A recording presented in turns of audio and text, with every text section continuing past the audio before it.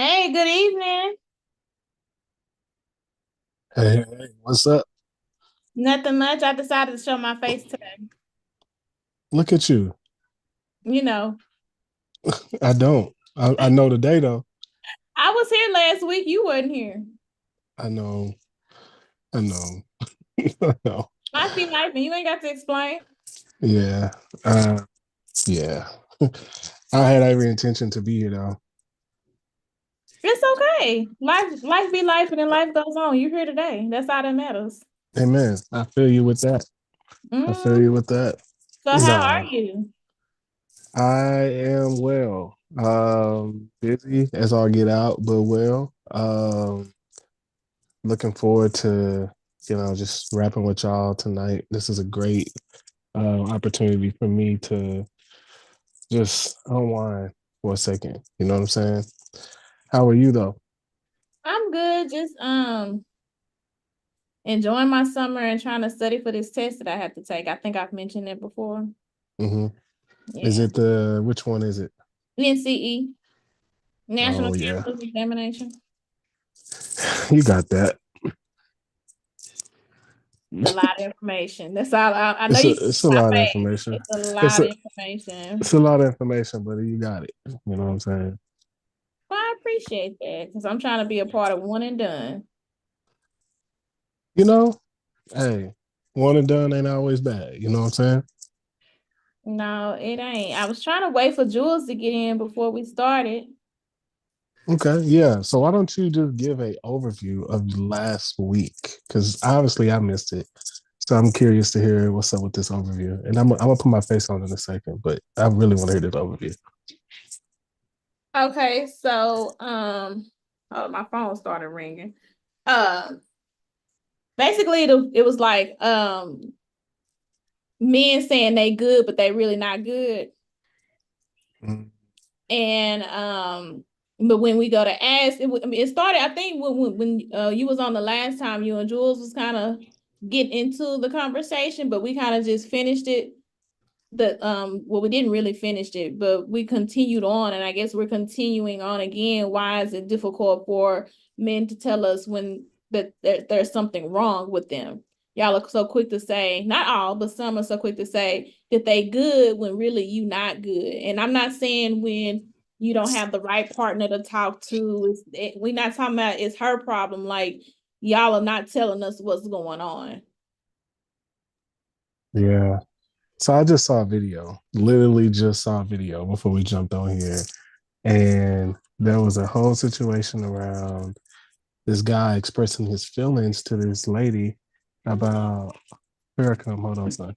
But it was the lady, she her first response, literally, he's like, I just feel like you didn't show up for me on my birthday. You know what I'm saying? Like, I feel like, honestly, it kind of hurt me. It kind of bothered me. You didn't show up for me. And her first response was, "What, you want me to court you like I should be courted, like a woman would be courted?" So she played him as if he was he was being zesty or playing him as if he was being this quote unquote sassy guy. Or I think that's the terminology. And no dude ever, no real guy ever want to be put in a position where his manhood is questioned at the capacity of like trying to be considered zesty or sassy or anything like that. Um, but we do want to feel safe to express our feelings and then not be taken that way. I don't know where this notion has come that if a man expresses his vulnerability that he's sassy. I guess I don't know. I wasn't taught that. So I don't know. I guess I grew up in an era where women were taught to take care of their men and this and that of a nature. So I don't know what the sassy Uh, term. And then when we so were talking about sassy, we talking about men who really like men. No disrespect to anybody who likes men, but yeah, straight up. But I would say like even with that, you know, man, I don't know, man. Like I'm curious to how you would define how you like taking care of a man. What is that? I mean, taking care of his needs, what he wants, what he deems that he needs. Like if it's putting together his breakfast and lunch, or packing his breakfast and lunch, or rubbing his feet when he get out for work, or just giving him a moment to decompress. That depends on that man. Right. And I don't know when we've gotten to a place where men don't deserve reciprocity. Well, I think also too, like when a man feels that way, he takes his care and his needs into his own hands. Mm-hmm. Literally. But he takes his care and his needs into his own hands, right? Like if he Mm-hmm. don't feel like he can get it from you, and especially if the man is committed to you, but don't want to cheat on you, don't want to do anything, he tries to find a way to meet his own needs. Mm-hmm. And it's only so long sometimes before that run that gets really taxing, and then you start to resent the person you're with. Right. Well, that's a problem, and I hate that, I'll say modern day women have gone with that notion, and that's okay. That also contributes to men saying that they good when they really not, because they can't trust that they can be vulnerable with you, and that's really a problem. Yeah. I mean, yeah, that's tough, and I think it's it it's hard being committed with somebody in a situation where you're dependent on them and they're not reliable, to say the Mm-hmm. least. Like Mm-hmm. they'll show up for you as it pertains to like bills. They'll show up and they'll be a good partner, but they're not necessarily available for you emotionally. They're not available for you physically, like sexually. They're not like they show up, and it's like a person that show up for the job, right? Like Mm-hmm. you got some people that show up for work that are just like, I'm clocking in at 9, it's 5 o'clock, I'm off. I'm just here to get pretty much my paycheck, right? Yeah. And then you have some people that have like pretty much like if they absolutely love what they're doing, it's hard to kind of detach them away from it because it's more or less like, yo, they here because they actually love it, and you actually got to tell them, no, I'm good. No, you can go home, like, or no, go take a vacation, or no, like, it's like a healthy obsession or a healthy connection to what you're doing. And I think that shows up in relationships. I think that shows up in like like situations and with people, right? Where you have people that are really good partners, right? Very good partners. Like you can rely on them to come through with their part of like whether it's financial or they can come through tangibly, but emotionally they're just not available for you. Or maybe their life is hidden in a way that they just can't be there for you in the way you need them to be.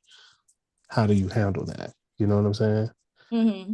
So, I don't know, and that sucks because I mean I've been in this situation before when I was married. My ex-husband wasn't the best when it came to vulnerability, with me being vulnerable with him. So when we divorced, he expelled a lot of the things that I had shared with him.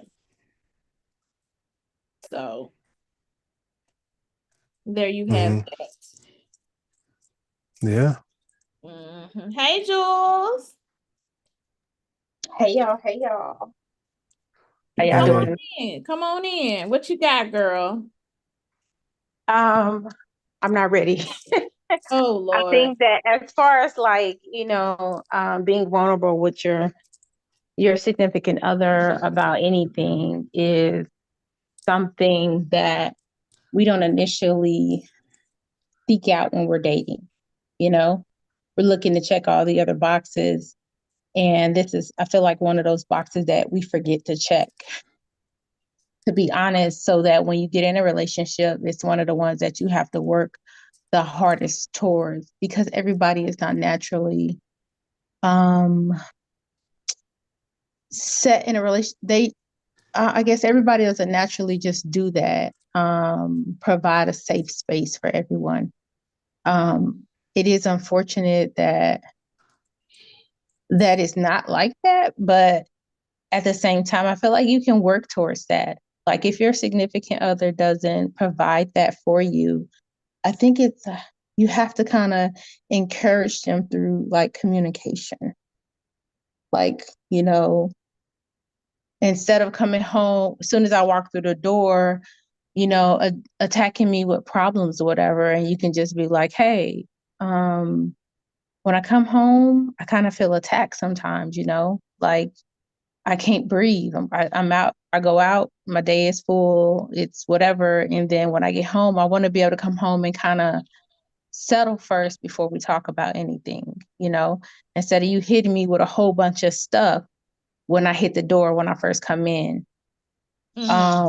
Or like if your partner, you want to be able to come in and just have candid conversations where they don't judge it or they don't try to create a solution, then have that conversation with them and just say, this is what I want to be able to do when I get home or when we have these quiet moments, for there to be like, hold this magic wand, this little pencil or something we done created as our magic wand, and say, hey, when I give you this wand, I just need you to hold it and absorb whatever I got to tell you. And I don't need you to say anything. And I don't need you to respond to anything. I just need to get it out of my head, like right now. And I don't want you to judge me because I did something wrong or I was disrespectful or whatever it is. I just need to get it out first. And then if I take the one back, then you can respond about it. If you keep the one, then I don't want to talk about it today. Create like little rules or little, traditions or of how you communicate or how you want to be treated, especially if it's the person that you want to be with. It's worth fighting for, it's worth kind of working through those kind of situations so you can create the environment that you want. Exactly. Hello, DJ Tricky. What's happening, y'all? First of all, I ain't interrupt. I'm just gonna go in and say I apologize. It was my fault while we was late. I have a big thing coming up this weekend. Trying to put all my ducks in a row, so I definitely apologize. I can't ask y'all to be on time if I'm gonna be late, so I'm gonna be accountable and take the responsibility of it. So now that we got that out the way, Miss Lil Webby, I know you came on running the show, so I'm gonna get in where I fit in. I'm gonna let you be the leader. I'm gonna be the sous chef. Well, we was talking, piggybacking from last week's discussion, when men say, I'm good, but they really not good. But then Jules kind of led into vulnerability on both sides. And I was gonna ask Jules, well, I'm gonna ask the men first. So we've talked about men for the past couple of episodes. So why do you think a man would tell her dude that she good when she not good? I'm asking Jules, be quiet. You can't answer this one just yet. So this is for the men to answer. D, go ahead, my brother. Because we got to answer this question. Here's why. I know you gonna have a good it turns people off when I'm gonna tell you one of the biggest turnoffs for people on a serious tip is when you assume that they shut down when you assume how they feel. You know what I'm saying? Like if you assuming that something wrong with me all the time, a lot of times you might be showing up that way too. Like, so I don't know. I think to answer your question though, like directly, sometimes I think because y'all actually want us to pursue you. Like if you say, yo, I'm good. Nah, I'm good. You sure you're good?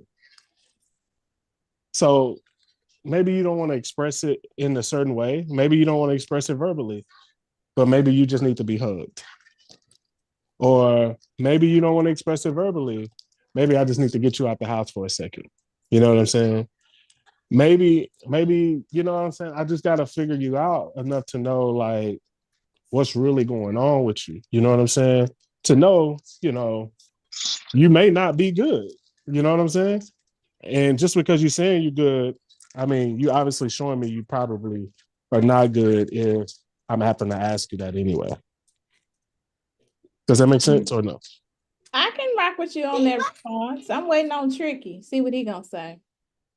I mean, so you said when a woman says she's good but she's not good, what is our response to that? I used to be pushy, so I wouldn't let it go. I'm gonna keep digging, keep digging, keep digging, keep digging. I think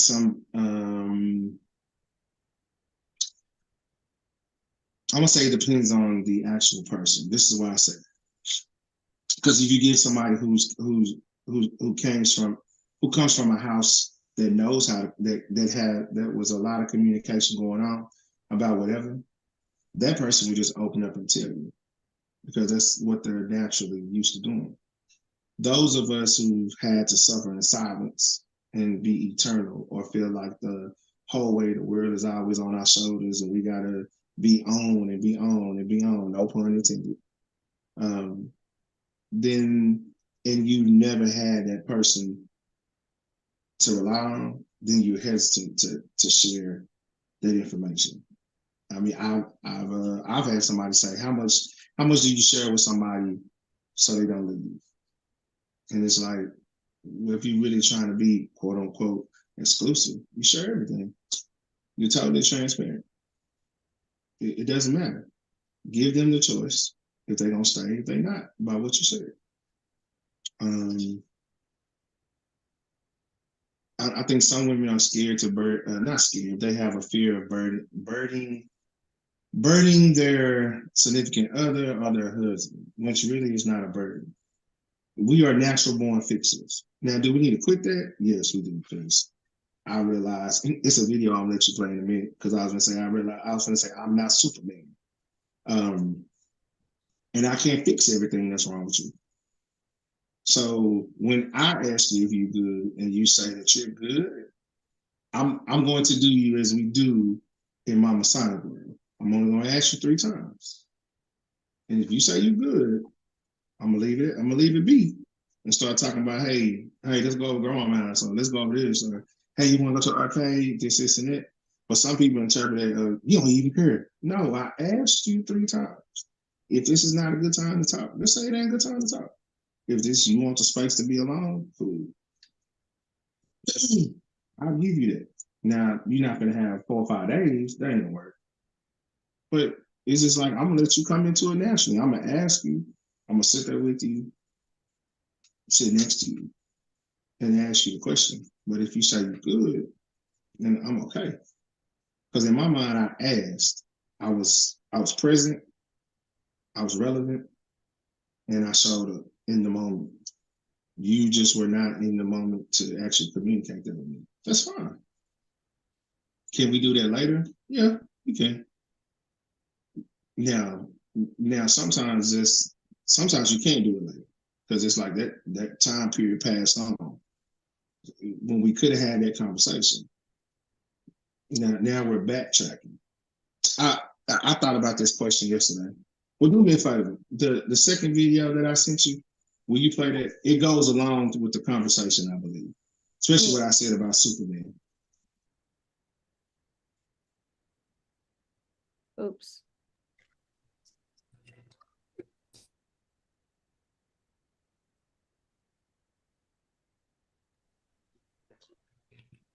You're not Superman at all. Because the thing is, no, not to your analogy, Clark Kent is not that man's true identity. He actually is Superman in real life, and Clark Kent, who he got to pretend to be for everybody else. Big dog, you're not Superman at all. Stop pretending to be more than human for these women, bro. Because that's why she denies you humanity in situations like you do train a woman, like, but bro, when you show up with no emotions and you like, bro, I'm good, like, I'm straight. No, I got it. I got you. And she gonna think that in situations, even when you are under duress, even when you stressed out, that you got it. So she's gonna make a habit of not checking on you. Even if she do check on you, she's not gonna investigate. I'm fine. I got it. She's not gonna check your capacity because you've been guarding that from her, dog. For what? You know what I'm saying? Like, you denying your own humanity, and that's one thing I do gotta to jab men about. And like, Ace, you leaned into this. We can't keep talking about how women don't respect our emotions and make room for us if you gonna show up without the emotions, Jake. Fellas, regardless, if you don't practice identifying your emotions, being able to articulate your emotions, knowing when it's right to express them and when it's not, bro, you're gonna be bad at that forever. And it's not a woman's responsibility to let you know when you're safe. That's on you. So that's why I said we're not Superman. If you're not willing to use the capacity to express your emotions, talk about your feelings, and then you just caught Ken. And then we turn around and try to make you responsible or play the victim that, oh, she don't even care or he don't even care. That's not it.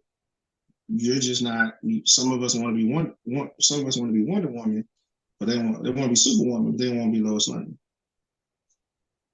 Or you want to be Lois Lane, but you keep pretending that you're Superwoman.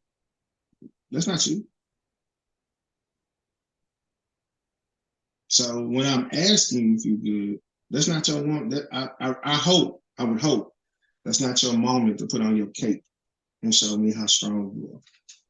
That is a moment where you can be like, hey, I had this thought. Good, bad, or the ugly. Hey, y'all say it all the time. The truth stings. The truth stings. It is what it is. To be the truth don't sting regardless. But if you don't have truth in a relationship, what do you have? If you can't be truthful, if you cannot, let me use a school word, exemplar, or be the example of what you are needing from me, then why do you consistently want it from me? And that's not a man thing, that's both of us. I think that's very indicative. So I think some women play Superwoman instead of wanting to be Lois Lane.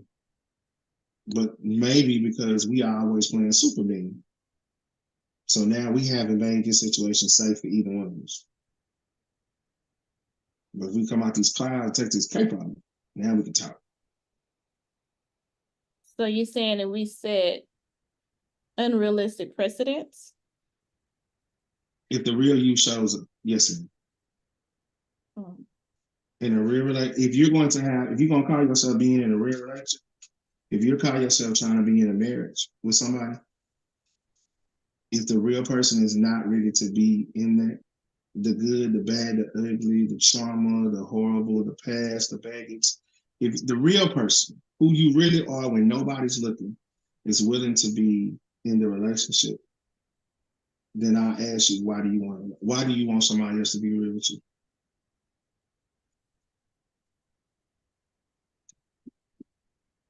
Good question. Anybody else have anything to add? Well, Well, I'm look, like Jules. Before you say that, D, I'm like Jules. So when y'all say y'all are good, and y'all say, well, I'm good, and you're really not, what can we do as men? Or what is the phrases we can use to be more accommodating to understand? So you can, as D would say, excuse me, as Darion would say, be allowing us to enter your world. what does good look like? What does it look like? What does it feel like? What does good look like? Tell me what good looks like. I told you I'm good. Okay. I just want to know. Because your face look like you ready to punch somebody.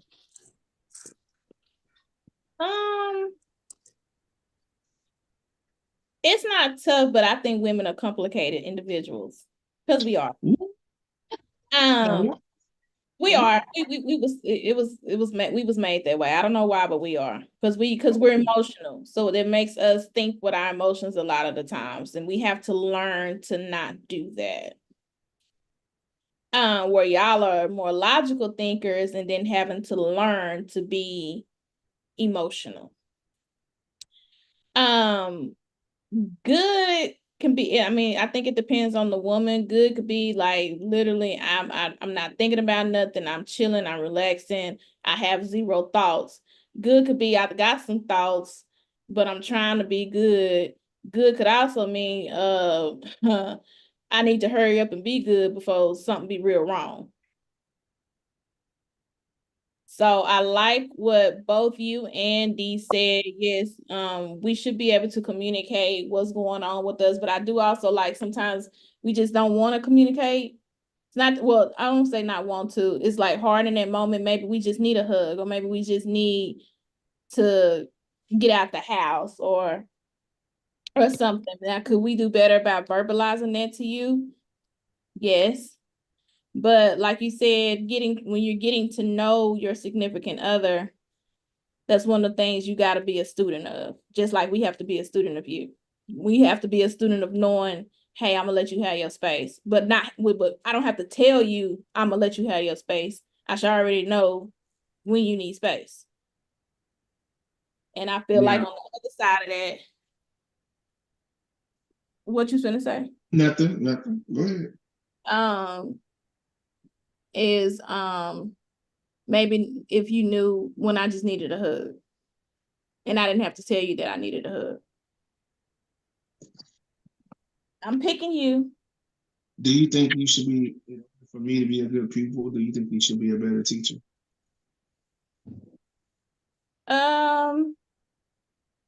Yes and no. Okay. The teaching part is the communication, but you as a student still have to take notes. Right, but if what you're teaching me is all that, if everything that's not going to be on the test, and I keep going by the notes I've taken, then what do I Somebody do? got to start asking questions. Okay, let's go with that. Let's say hypothetically, I start asking questions. You giving me answers. Now the answers you giving me, and I got my notes, got my little sheet out, paper, pen, everything. I know if she rolled this way, her left ear itch, and this, and if she rub her stomach 4 times, she wants some chicken. If she changed clothes 3 or 4 times, she don't want to go there. I'm just being silly. But that's why they said pink.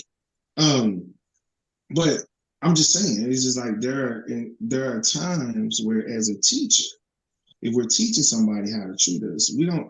If you're not being the real wholesome person, the real you, then you are teaching me false doctrine. Well, absolutely. Okay, So so you if have to you're be teaching, transparent with yourself. You have to be honest with yourself, what you like and what you don't like. correct. So as you said, how can I know that Jules is good if I look at my notes and say, okay, well, she didn't turn her head to the left or the right. She walking around, she's still smiling, and I see edges. So I guess that means she good. Because based upon my notes, that's what I have.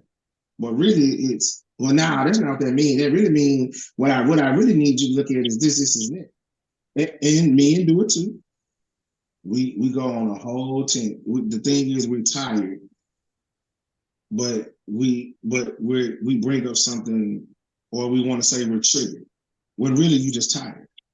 You're tired of always explaining who you are. You're tired of always trying to tell people, no, that's not what I mean.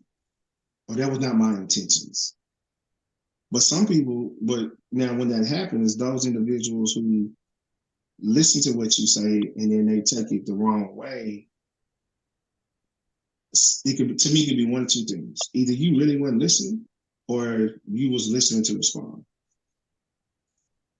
Because everything shouldn't be a preconceived notion, if that makes sense.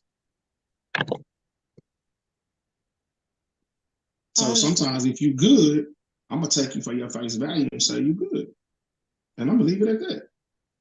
But if I leave it at that, don't talk to me 2 days later. Well, I needed you and you didn't say this and you didn't want to take me to the grocery store because I really want you to go to the store with me. Well, why didn't you just be the 2, 3-year-old in preschool or kindergarten when they said, hey, you have to use your words, and just tell me that? Why do we have to walk around the whole house to come to the front door? And I want you to expound. I've never heard a woman say it out loud, but why do you think women are complicated beyond their emotions? Like, why does it always start emotionally?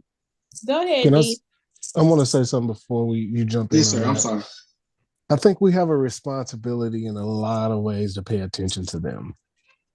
Um, so much so to where we can anticipate their needs without them even having to say it. Mm-hmm. So I would say if that responsibility is that, like, of having to do that specifically, and I would hope that would be reciprocated. But as men, we, I mean, the way I've been kind of like challenged and even, um, you know, got on a bit is just ensuring that you're doing whatever you can to anticipate her needs. Um, and it means by learning and watching her and failing sometimes. You're not gonna get it all right, but getting the things right that you can, right? Women are complicated to the sense of things that we would be like, just say it. They're looking back at us saying, just see it. You can see that. You know what I'm saying? and it's like you're speaking two different language, two different perspectives, too many, you know what I'm saying? So yeah, let me go for it. But that just proved my point is that some men lead with logic. Some women lead with emotions. We want you to see the distress. You don't have to know what's going on to see that your woman is in distress. Vice versa. You don't have to know what's going on in the 8-ball head, what's going, you don't need to know what the 8-ball is shaking up in their head is about to say next. I'm being funny, but y'all remember the little 8-ball and it said this. We don't need to know, we don't always need to know that because y'all's way of the world and our way of the world is two totally different things. But that doesn't mean I don't know when you're in distress. Just like I think you said Tricky about a week or so ago, if your girl called and you can tell by when she answered the phone what mood she in. Yeah. Sometimes I get it wrong because you sound like something's wrong with you. But then when I say, "Are you good?" Yeah, I'm good. I'm just tired. Are you sure you're just tired, or is it something else? See, I'm asking questions. I'm asking questions, and then I'm gonna get to the point where I'm gonna stop asking questions. The problem where I guess to me where the rubber meets the road sometimes is I'm asking questions, but I'm not getting real answers. And then I'm turned around, then it turns around on me from, oh well, you wasn't listening no way. I was trying to tell you no, that's not what you said. So I'm gonna say this, and we've had this conversation many moons ago. It is one person's job to explain things to where the other person can understand. It's the other person's job to ask questions when they don't.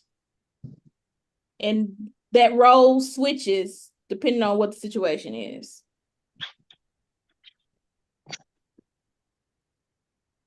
So if you ask questions and I don't answer them, then what? And that's the problem because why don't you answer my question? Not answering and giving you an answer you don't like is two different things. So what if I give you an answer? Or, I've I've done this. Well, Greg, I've already answered it. So what I had to learn was when you answer a question and then they still asking the same question, what they're saying is, break this down to me like I am a 1-year-old kid.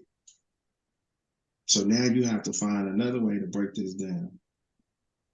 Why you have to use the depiction of a 1-year-old kid? Maybe they just didn't understand your dialect. So if I have to, so when you're teaching your kids, Don't you have kids who are sometimes they're in the fourth grade, but they really have a second grade level of thinking? Correct. So you have to bring it down to them on their level. That's why I said it. It was an analogy, a metaphor. Got it. So yeah, sometimes you have to break it down where people can truly understand it. Now, when you're doing that, if they still don't understand it, you have to, in my mind, you have to lean to somewhere thinking, oh well, it ain't that you don't understand, you don't want to understand. Can I comment? Of course. See. I'm going to say that a lot of times, if in my particular case, there's several reasons why I will, if something is bothering me and I don't share it, it could be quite a few things on my list. One is that it's something confidential that I can't share with you anyways, like whether it's dealing with my job or it is dealing with a friend or something like that. Like one of my girlfriends is whatever, and it kind of weighed on me or something, and I really didn't I just really needed time to process or pray it off. So I can't really share that with you, and I'm not going to share that with you. But I will say that it really ain't got nothing to do with us or me. It's just I need to kind of pray about something, or it's work related, and I can't really discuss it, and I really don't want to carry it. You know what I mean? So sometimes talking about something will cause me to carry it further, or to me to overanalyze it. And that's not what I want to do. Another reason that will cause me to say, yeah, I'm good, but I'm really not good is because I don't trust how you handle it. Like in the sense of like, I don't need you to do nothing with it, but I know that you're the type of person that if I give you something, you're going to try to solve it, but I don't need you to solve it. I just kind of don't need you to do nothing with it. And I know it's of the magnitude that you feel like you got to do something. You know what I mean? Like if I say somebody cuts me out, you ready to jump down their throat, but that's not what I need you to do. You know what I'm saying? Because I know that you're going to respond with your flesh instead of your spirit. That's one thing. Another thing would be because I really don't trust you to trust you in your response or how you're going to handle it again, in a sense of like, we've already had disagreements about this. This is already an issue, and you are going to more than likely just take this and throw it in my face. Been there before. So I got nothing to say. You know what I mean? I'll be like, I'm gonna work through it and it'll be fine. You know what I mean? I'll probably eventually tell you, but at the same time, not in that moment when it's bothering me, you know? What was the other thing that I was gonna say? Or you just simply not that person. You're not my person for whatever the issue is, whether it's a woman issue or a something that I feel like that's outside of your scope that you're good at. Like if I got a money problem and my significant other don't handle finances well, then I may talk to you about it in brief, but I'm not going to get a relief from that conversation because I don't feel like you would have the resources or the tools to really discuss it in detail the way that I'm trying to problem solve it in my head or whatever. So I'm good. I'm just going to seek another outlet for whatever that specific thing. And it's not really a dig to him or anything. It's not something that I don't want to burden him with that is unnecessary. And you mean it'd be unnecessary? Is it unnecessary to him or unnecessary to you? Unnecessary to him. Like for instance, if I'm dating somebody in my current state, right? If I needed help with something, I want to say help with something. Say for instance, if I'm trying to build out, let me give you a great example. like right now, I'm trying to work out some trust stuff for my children, right? To ensure that if I pass or something happens to me, that they have it's set up properly. I have things in the right place. Everything is aligned properly for them to have access at the right appropriate time. Also, without allowing my ex to put his hands into it. Mm-hmm. So if I'm kind of, if I looked off or whatever, it's in my head and I'm spacing through it and I don't look like I'm okay, right? And if you ask me if I'm good, I'll be like, yeah, I'm good. Although I don't appear to be good, it's just because I have that process going on in my head or whatever, but I'm probably not going to share it because really it ain't none of your business. Right? And I also feel like it's one of those things that is kind of predatory to leechers in a sense. Like if he with you because you got money, or if he talking to you because you got stuff or you building stuff, it ain't really none of his business to know what financially I have going on. So I'm not going to really share, even though my face looks like that. I'm be like, I'm good. Even though I'm really over here thinking like, oh my gosh, how am I going to do this? In a sense. Because it ain't none of his business. It ain't really something that he can fix or solve or nothing like that. It ain't his field. It ain't something that he can help me walk through. So I'm not going to say nothing. I'll just be like, I'm good. Okay.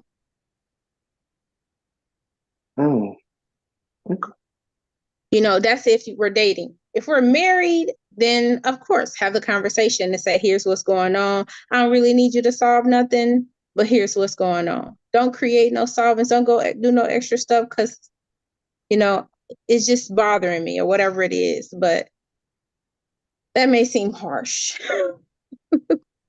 That makes them hard. But am I wrong?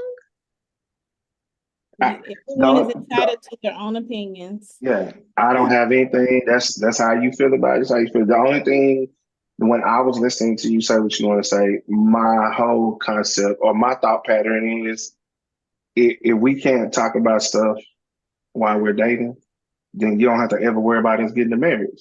It ain't gonna happen. Because how do we get to marriage if we can't be transparent with each other now? I think you got to be at a certain stage before you start talking about certain things in a relationship. I agree. I agree. I definitely agree. I'm not saying, oh, I just met you yesterday. Nothing like that. Now, what I think about is a lot of women. Now, when you said that, a lot of women good to ask a brother what his credit score is, but that's a financial conversation. I don't. And then, and that's fine. Yeah, I'm pretty sure. Yes, you are one of those that don't. I'm just thinking of overall of certain things we hear through social media, even in in the streets or whatever. Those conversations come up. What's your credit score? Or it's a roundabout way that you ask me or you ask me, oh, where you work at? What do you do? And 9 times out of 10, some women, I'll give my credit in the world. Some women are smarter than the average bear. So when I tell you what I do, you actually go look up and see what that average salary is. So I don't have to tell you I told you where I work, and you're gonna go look it up anyway. Just like there's some women I know when they date somebody, they they put their name in Google and Google them to find out if it's this, if it's that. I understand it's crazies in the world, so I'm not tripping about that. My only thing is, if we're trying to get to the ultimate goal of being one and we're dating, cool. I'm not saying in the beginning, I'm not saying 2 months in, but once we actually figure out what we're doing and we still can't have this conversation, okay. Yeah. I think like some things you don't really have to ask. Like you gonna ask the person their credit score, man, you know what their credit score and how they move financially. That's not a necessary question. I like you just got to know where you are in your relationship. But if we don't talk, how do I know where we are? If we're not having real conversation. If we're just having surface conversation. You're just having surface not, conversations, and that's your opportunity to kind of dig in. And if I feel like if you're not having deep conversations, then that's probably not your person after a while. If it stays surface level for a long period of time and you don't kind of dig in and ask, like, what do you value? What do you want in a relationship? Or not necessarily what you want in a relationship, but what do you value in a relationship? Or where are you going? Or you get into the deep questions, or what do you need to create peace in your everyday? What do you need from me? Kind of question. If you're not asking deeper questions, then like, I don't feel like your relationship is going anywhere. It's just there. So if you ask me that question, what you need from me, and you don't exemplify what you need from me, then when you say you gave me some false doctrine? I don't know if I fed you false doctrine or you just accepted nothing. Or I got nothing. No, you accepted nothing. Like if I say that I need nothing from you, then it says everything. If it says I need nothing, I want nothing from you. And like, I don't need nothing from you. I'm not asking for anything of you. I think that speaks volume in itself. It's just that sometimes we're not willing to accept that, or we create what they need from us in our head. You know what I'm saying? Based on what we've been giving them. Because if you have somebody and they really care and they genuinely want to be with you, then they need some things from you. They need your time. They need your attention. They need your peace. They need whatever it is that you provide for them, whether it's just a smile, they need that from you. And they're going to tell you that they need that from you. They need your touch. They need your support. They need your encouragement. They need, I need you right here next to me every day, kind of thing. Like, you think about the people that you genuinely or you've loved, even though you don't need nothing like physically or monetarily. I mean, it's not like you don't need them to survive, but you need their presence. You desire them to be a part of your everyday.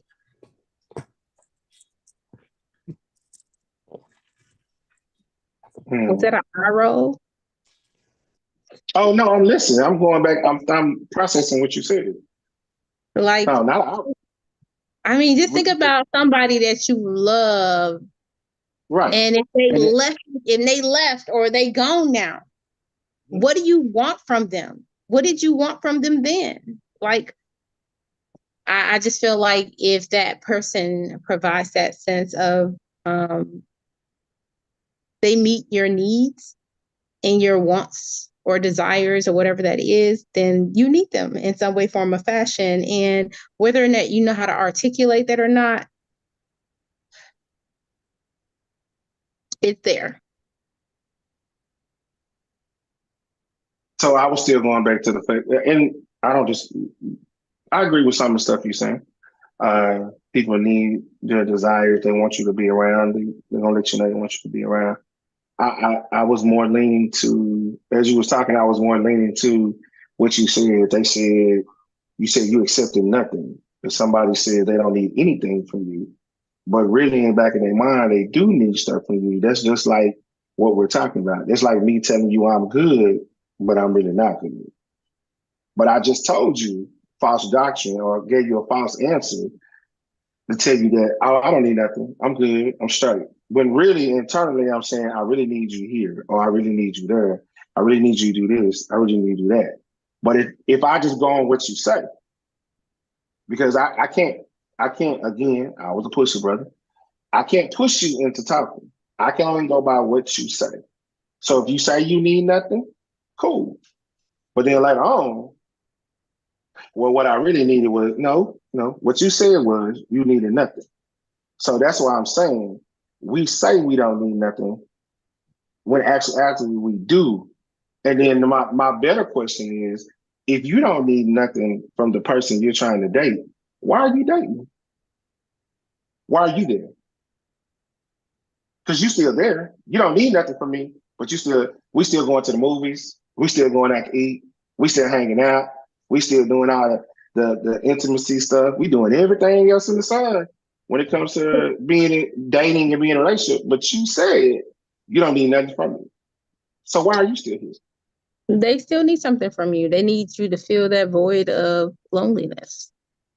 They don't want to feel alone. So their words were false because they really did need something. I mean, let me tell you something. If a girl love you or she just using you for your time and your money or whatever it is, like even, I don't want to say, but most people at some point during a relationship, if they step back and take a look at it and reflect on what happens when they're together, what they're doing, what the communication is, how they feel or whatever. If you sit and look how that person interacts with you, you can determine whether or not they want to be with you. If they with you just for your attention or just with you because they want to be with you, or they with you for other reasons. Like if they just sleeping with you, right? You sleeping with this person and they only around to get some, Mm-hmm. Like when you call them on a regular basis or call them about something emotional or call them just on a non-sexual content, are they available to you? Do they communicate with you? Are they, sharing in the conversation and the feedback? And if the answer is no, then guess what? They only call you at certain times of the hours or certain times when they want it. When you want it, are they available? You know what I mean? Mm-hmm. That's just my perspective. This is my perspective. I could be absolutely wrong for others, but this is how I read it in my sense. This is why we have these conversations. Somebody might have to think just like you. So no, I'm not saying anything you saying disagree or disagreeing with anything you're saying. Because when you're saying something, I'm listening to what you say, and then I'm processing like, well, there's another side to this. And and just like, well, in my mind, when people say is the glass half empty or half full? My whole thing is neither. Because once it's empty, it's your job to pour back into it so it'll be full again. So you have to make sure that it's full, or to make sure the glass is full. It doesn't have to be half empty. It doesn't have to be full. You take what you need, leave the rest, come back to it later. So when people say that, that's my thought process of that cliche or that analogy. So no, I'm not disagreeing on you saying. I'm just saying there's another side, because what you're saying is very right, maybe true in some pertinent things. And then the other side of that is there's another side where that is not true. And it's really coming from it's the opposite of what you're saying. That's all I'm saying. I'm just giving the other side to it. Because there's nothing that's absolute. I think there's a prescription for every situation. The fact is, are you willing to take the antibiotic or take the medicine? Are you willing to go through the processes? Are you willing to have the conversation? Are you willing to do the work? Are you willing to do this? It's so much other stuff. You have a prescription for every situation. You have to decide if you're gonna take the medicine or you're gonna throw the bottle in the trash. You can read all the warnings, you can read the whole bottle, but it does not work until you actually take the medicine. Whether it's you telling me about me, it does not work until I want to understand, Greg, these are your shortcomings. Like, no way, no matter how you put it, no matter how you try to fix it, make it sound fancy, how you try to twist it, throw up smoke and mirrors, bro, this is what you do, like for real. And there has to come a point in time, I have to be real honest to be like, you know what? I do that. I have to be, as Dee would say, self-aware. Hey, I do that. I really do that. And I have to be honest in my relationships to say, hey, I do that. Just like they have to be honest. It goes back to what Lil Webby would say. Nobody wants to be wrong. But you can't say you're gonna be right in a relationship all the time. It can't always be the other person. And if you cannot stand on business and say, "Hey, it's my fault. This was my fault," instead of coming up with all the excuses, the metaphors, the analogies, the arrangements, the twists, and everything else. I just had a conversation with one of my homeboys who the lady he did everything. He asked, he wanted to marry her, he wanted to be with her, and then in the sense of it, she twisted the game. Now, moving forward on to what we just had a conversation about, she is literally telling everybody it was his fault when really it was hers. So if you can't stand on business to say, hey man, I'm wrong. If you a person that's always right in a relationship, me personally, I don't want to date you because that means you're perfect. I don't want to be. I know I'm not perfect, and I Can I got ask a flaws. question? Can I ask a question? Yeah. Like, how do you create a safe space in a relationship if you feel as though the person isn't being honest with you?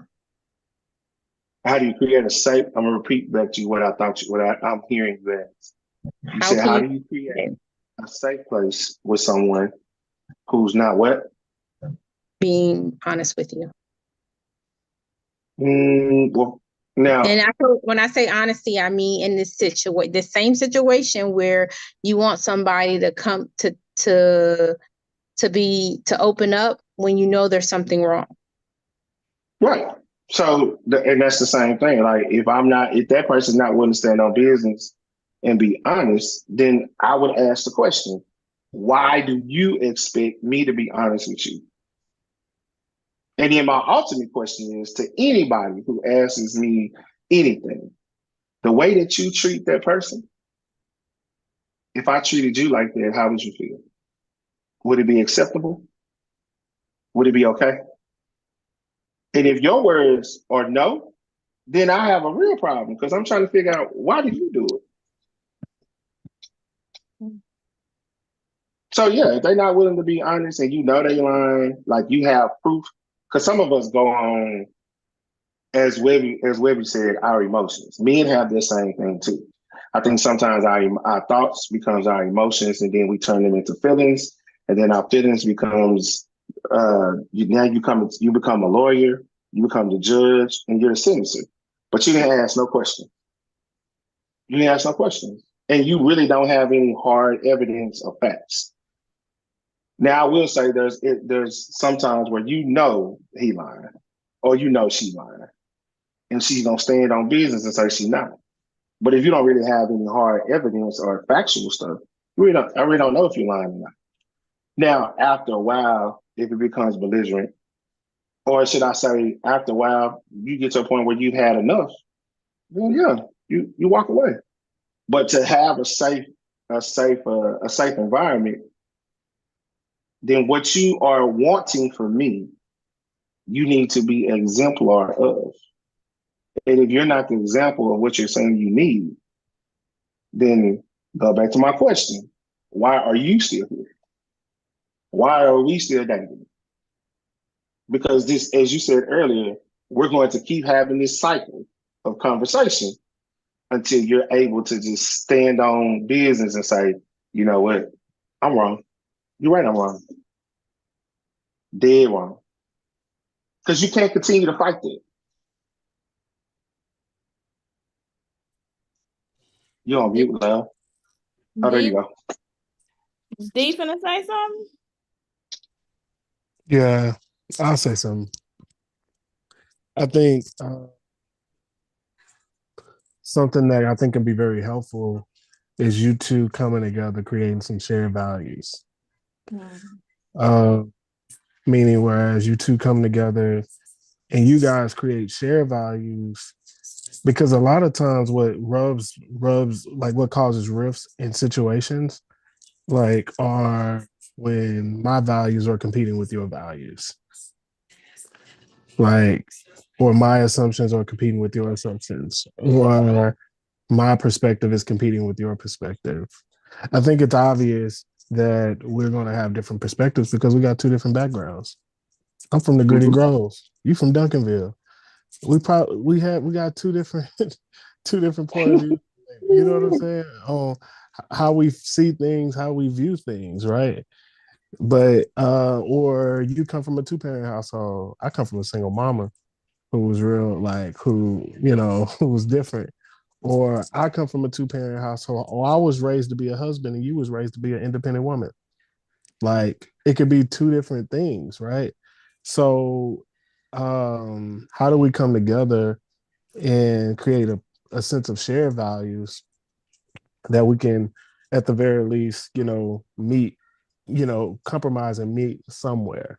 Because if we can't meet anywhere, then we're just gonna keep going in that cycle that y'all talking about, right? We're gonna keep going in that Yep. cycle.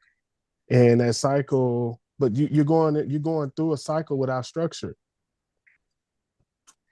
And if there's no structure, there's no stability.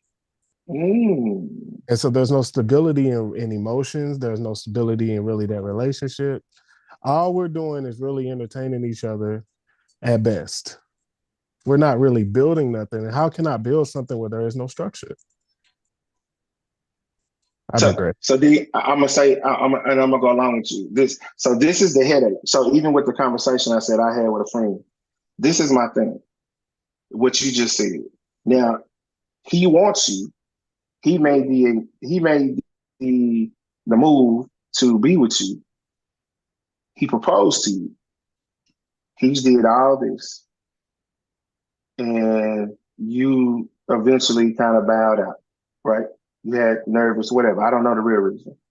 But now that he's dating somebody else, now you don't. Now you're upset because he's with somebody else. What I don't understand to what you just said, the structure. Before you came into the relationship, I believe, as I learned from you and several other homeboys, you have to have death to self. What do I call that now? You have to be able to reconstruct you. That means things that you're used to, or let's say I'm a single parent.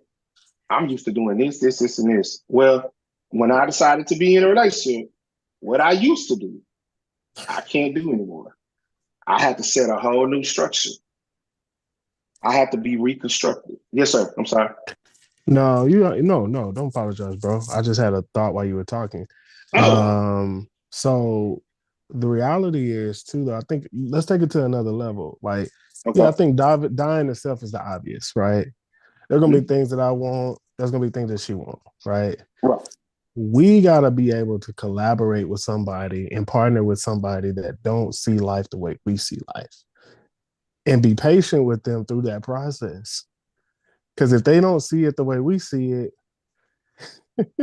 they just don't see it the way we see it, right? It doesn't Let's not. align. So, like, how can we go from things being about my world and things being about your world to us creating the world together?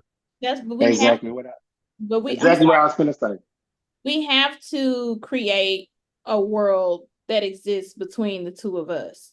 Yes, we gonna take a little bit from you, we take a little bit from me, and then we Right. try it out. And then you know Yeah. what? One day that ain't gonna work no more. And then you know what we're gonna have to Then do? we have to We have adjust. to come back and be like, babe, yeah, we tried that, but that didn't work. Maybe we need to see something else. Maybe Cool. one of our ways work. Right. And now we Like, got to find another way.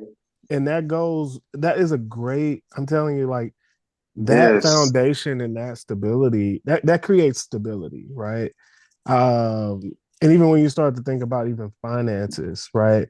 I think that's a whole nother I conversation. hate But when you start to even consider that conversation, like, this my money, this your money, this your money, this no man, this is our money, like, and we got to set a structure to where, like, okay, hey, this is our system right now.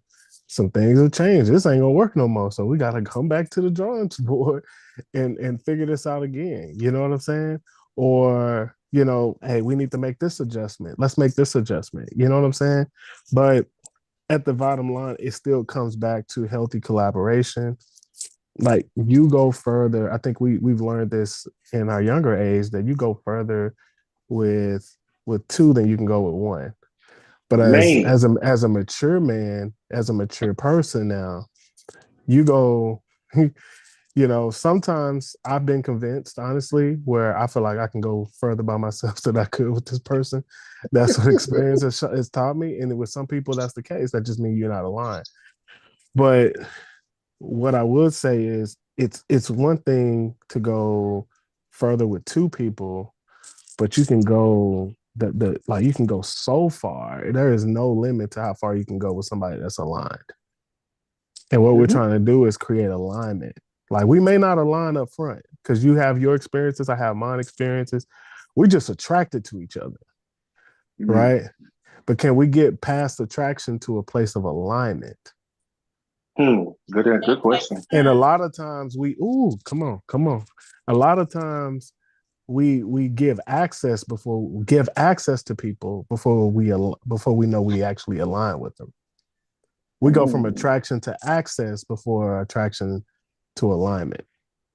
And we have to understand that alignment is not a 1 year, 2 year, 3 year. That is and I think some of that alignment should start in the dating phase. How else you gonna know if you're gonna align with this person? It's not gonna magically happen when you say, Oh gosh. That's when the problem. That's when life be like, all right, y'all. But hey, Webby, what kind of car you ride in? I'm finna shout out the Holy Spirit for this one. What kind of car you drive? I know you're driving like that Bentley, right, or something like that, right? One day, I have an Acura RDX right now. Well, Come actually, on, I love the that Acura car is RDX. She lying, nigga. She lying, bro. Right, She driving G-Wagon, bro. right. I don't Come on, drive a G G-Wagon, wagon. Come not yet, on, but right. I Come on, drive an G Acura wagon. RDX You right now. know, Cool, Jules got bro. that Bugatti over there. Jules got that Bugatti. Who? But here's the crazy thing about it though. Like when we start talking about alignment, I don't care what kind of car you're driving. If you're driving a Benz, if you're driving a Honda, every car at some point after it's been driven enough and hit enough potholes and hit enough bumps, there comes a point where every time, or even when you have to change the tire, there comes a point of a realignment. Come on, boy. There is no point. There is no such thing as a perfect alignment, right? Because guess what? You got to put some miles on it. And after a certain period, at a certain point, after driving it so long, we got to realign. We got to. What's the point of the maintenance if we got It's maintenance. and y'all can It's the maintenance. Y'all can fill in the blank for maintenance, whatever. But maintenance here's the crazy thing, though. Here's the crazy thing, Webby. We want the Benz, but we don't want the maintenance. Nope. We don't want want the car note. We don't want the car note. We don't want the maintenance. And a lot of this stuff like comes with maintenance, right? And in alignment, it's no way that you're going to be able to align with somebody and just avoid maintenance. It's just not going to happen. No, and I think we forget. I'm sorry, Tricky, that we need the maintenance, and we have to do check-ins, even if they're not scheduled. If you just you know when it's time to do a check-in, you know. You got to be real with it. You got to be your authentic self. So what I hear y'all say is, it's like me want to be a professional basketball player, but I'm always at the club. I ain't shooting no shots. I ain't out here working out. I ain't doing nothing. But I keep telling you, when I get in this league, I'm gonna take Jordan. I'm gonna take Bron to the hole, bro. You ain't gonna do nothing because you ain't prepared yourself. You ain't prepared yourself for that. For when you get that G-Wagon, you didn't prepare your budget to handle that maintenance. You didn't prepare your budget to take care of them brakes, because those are problems. Those are problems that's going to happen with the car. It's something self-made. Some of us, as you said, will be in our emotions. Sometimes we be in our flesh. That is self-made. Our flesh is our self-made. Those are self-made things. But if you didn't prepare yourself to know, when I get this Mercedes-Benz, I'm going to have to pay this $500 oil change every 3 months. There's no way around it.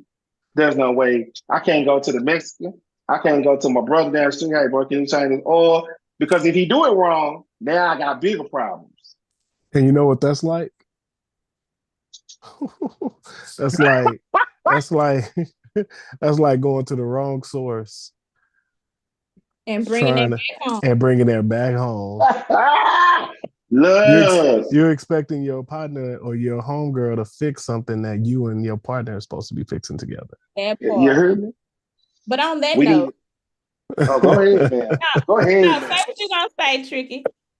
I was just gonna, look. Y'all was saying all that. I was thinking in my head. I was like, "This is what I mean by you got to leave your table at home, leave my table at home, and we gonna come together and create a table. So it's no longer what you bring to the table. We're gonna create this table.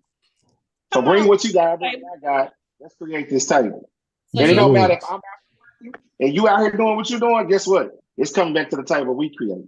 so what I Woo! hear you say is that we're gonna build us a car.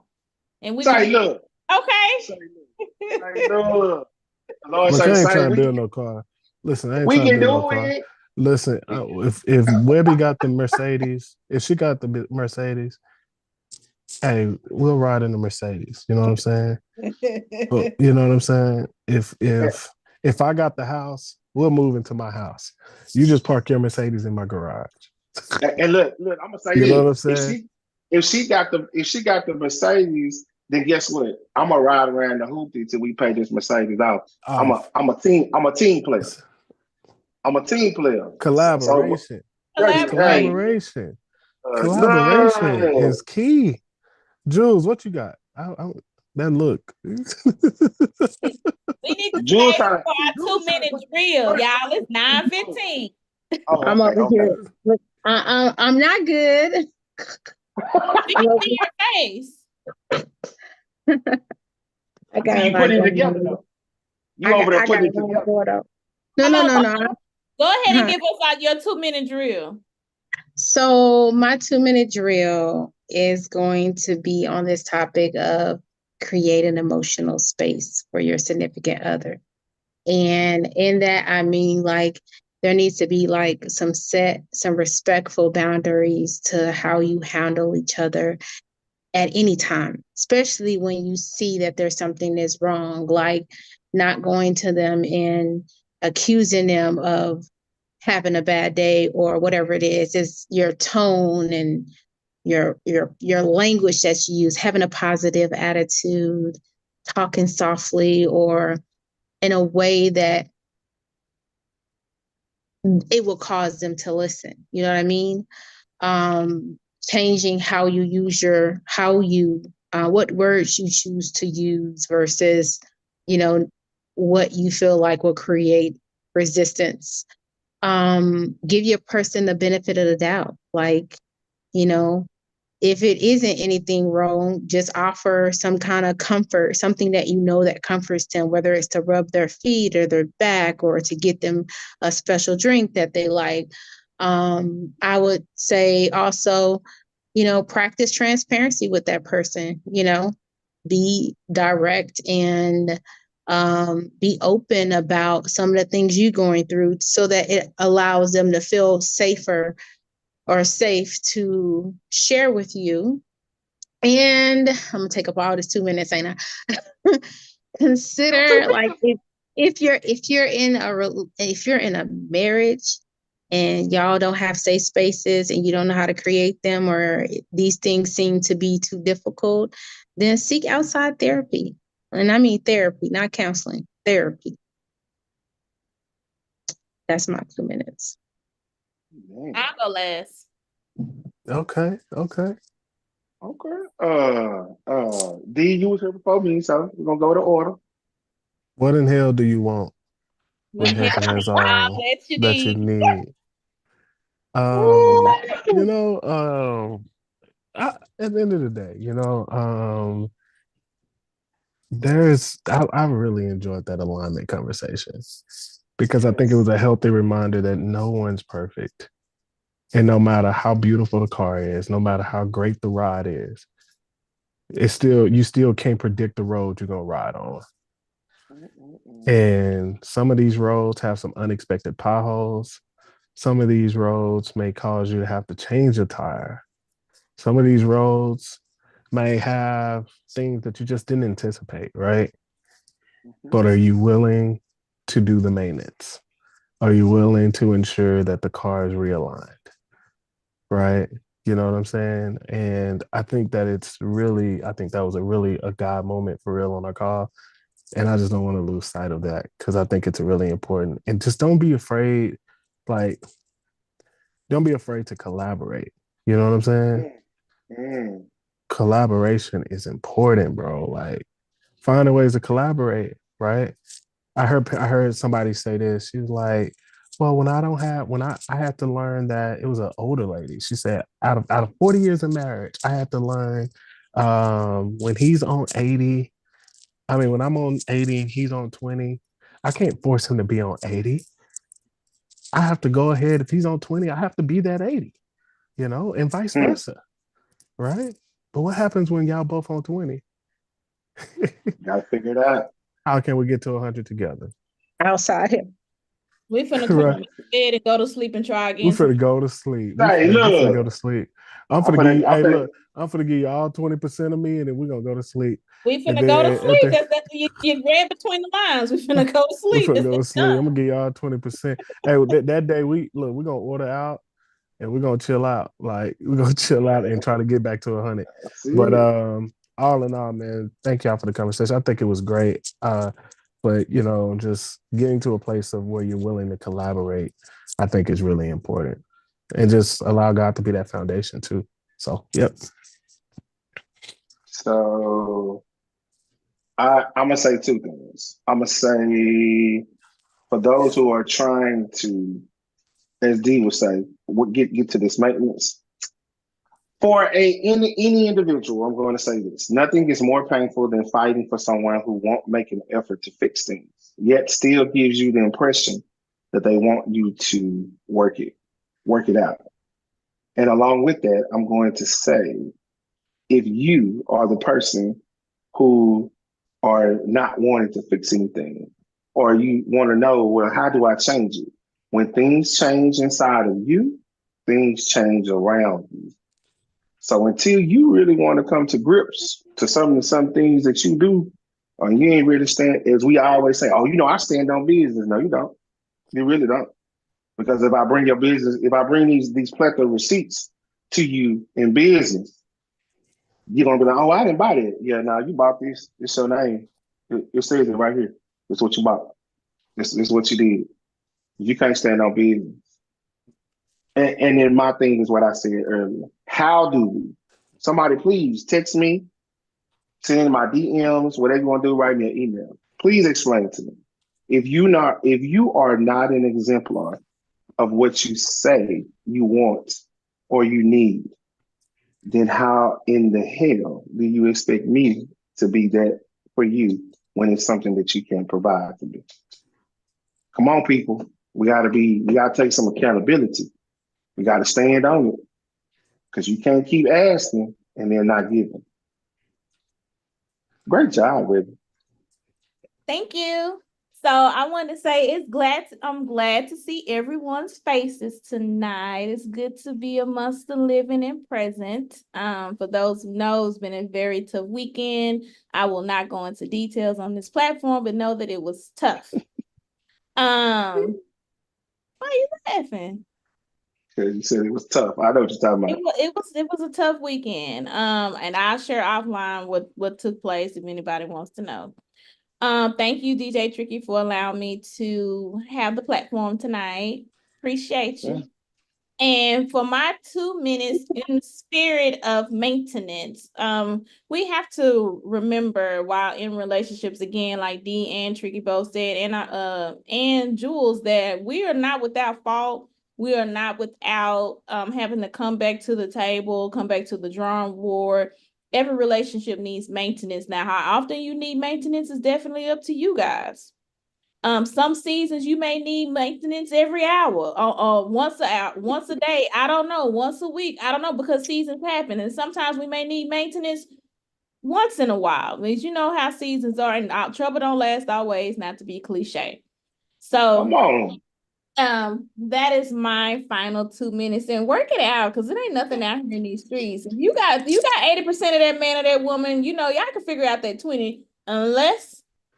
I'm not gonna be that friend Now listen, I'm not gonna be that friend and tell you to leave your man because I don't do that. I'm not in the business of doing that. You know, on times I say something if somebody putting their hands on you or they cheating on you, maybe because that could probably be worked through. But the main thing is the abuse. I zero tolerance for that. So you got 80% of that man or that woman, y'all figure that 20 out.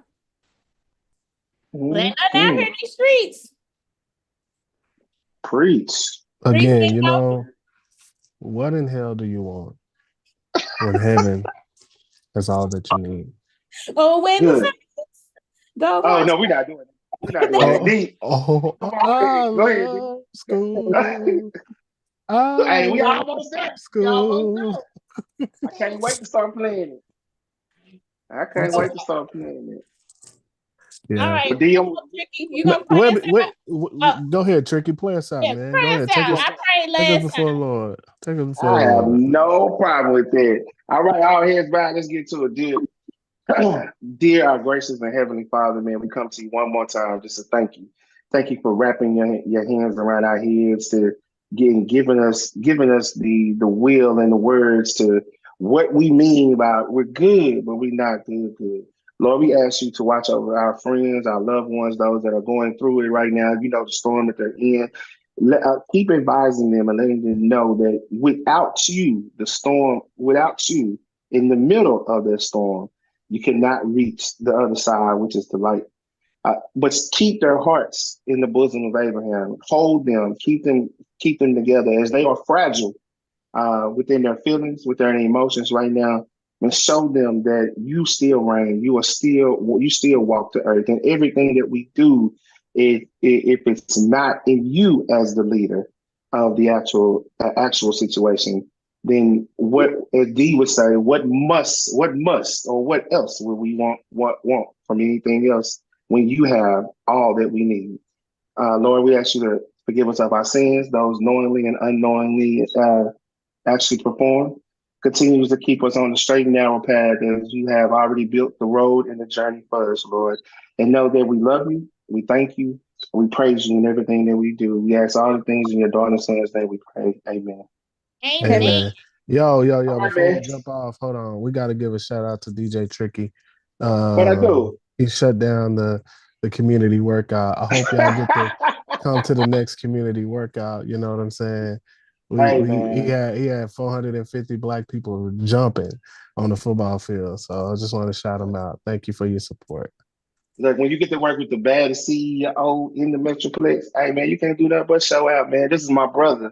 I love him past anything He else. was So, he was like, is it all right for me to cut up a little bit? Can I cut up? hey, look, you got to follow rules. Hey, just because we cool, and you know what, we do that as black people too. We don't necessarily we get out of line because it's our homeboy, or we think something free because it's your homeboy, your homegirl. So that's why I asked. Hey, bro, can we cut up a little bit? He said yes, so I did. I always So, want to be a, and this is just real truth. This is just me, period. And I'll shut up. When those things happen, I understand who is the leader in it, and I'm the sous chef. So my thing is not to make me look good; it's to make the thing overall look good. So it's not me wanting you to be impressed with me, but be impressed with the work that we can do. And what D did with along with Mint Fitness and well the Run Club. Hey man, I can't do nothing but follow you, bro. You doing big things. You building a community. You bringing a community together. You really. I believe you're really walking in your purpose. And the two boys over there are lucky to have a grown man like you in their house. So I if I ain't appreciate never that. said it, man, never said it, bro. I love you. I appreciate you. Anytime I can be a blessing to anybody, it was my goal and my joy to do that thing. So and Jules, we with you. If you need help, we might not know, but I can find somebody that can do it. I got you. So yeah, and speaking of which, we hiring for some positions. So if y'all know some people who Uh-oh. who's open to leading fundraising, also we hiring an assistant campus director, and we're hiring for a marketing and communications director. So if y'all know anybody, let us know. Full time, part time. All that's full time. Ooh. Yeah, well, let me think about it. I can't really leave these kids this year. This year. Nah, it's all good. But nah, I appreciate y'all. And Jules and Webby, I'm really serious. We're gonna meet this Friday with this group back again. But we're trying, everybody been on our case about running this event back. So we're gonna try to run We this doing event it. back. And Okay. I hope to see y'all there. Now, y'all bring your 418 water. coming to work out. Bring, We coming to bring your work water. out. Bring your water. I'm Woo! encouraging. Because if Bring your y'all would water. have seen this People gotta brother, let me know so I can be there. Yeah, All post right. it. y'all, Post it so we boy, can know. if you would have seen Darian running, I was like, bro, you okay? He was like, bro, I was tired, bro. I quit. yeah. But it was a Nah, I lot of great quit. vendors out there and everything. I went by the Mint Fitness place a while ago, man. Look, believe in God because He believes in us. Think big all the time. We know my mantra is faith and fear cannot dwell in the same place. To tell you why you're on this side, till you get to the other side. Always remember to love, live, laugh. To our own licensed LLPC, Lil Webby, of course, the CEO himself, officially Black History, and our very own piece of jewelry that you cannot buy or get anywhere. From the full 180, man, we definitely appreciate you joining. We'll see you next Tuesday. We might have to keep talking about this alignment and maintenance. I think way beyond something. Until next Tuesday, man, y'all be safe. Have a good week. I'll see you at the day party on Saturday. If not, hit me up. I'll let you know how you can get in where you fit in. Y'all have a good night. Bye, everybody. Peace. Later.